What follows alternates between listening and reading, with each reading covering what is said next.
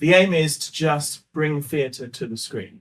And there's all sorts of benefits for doing so. So people who can't get to the theatre, people who don't want to go to the theatre, people who maybe never have been to the theatre, have this more accessible version where they can sit at home, relax, and not be subject to the normal sort of pressures of theatre, if you like.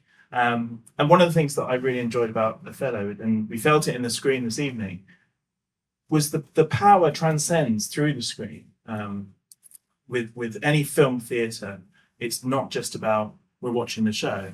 It's a recording of those performances. It's a memorial of that effort and the collective efforts of the company, the designers. Everything comes together, and it really does transcend. And the audience on screen applauded. The audience in the screen applauded as well, which made my heart sing. But it just demonstrates that there is an opening for theatre to be shown, not just in a theatre. Obviously, theatre is important and powerful and magic, but it does translate to the screen as well. So that's what we at Original Theatre like to do, is to translate those experiences from the auditorium to your screen, whether you're on the go, whether you're at home, whether you're in a cinema. And that's why I love what I do. Well, I was going to say, it does translate. It did translate incredibly well, and it wasn't relaxing at all. You sort of go in the theatre, and you really do.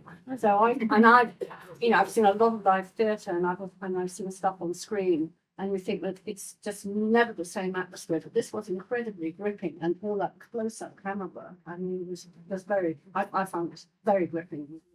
And not relaxing.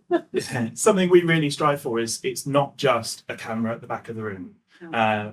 Certainly when it's our own productions, we have filmmakers come in and they're on the stage, they're directing, they watch the show and they pick out scenes that they want to get closer to. So I always bring this as an example, but we have a film of The Hound of Baskervilles, comedy version, and there's a great bit in the play where it's like a dream sequence and Sherlock is having a moment.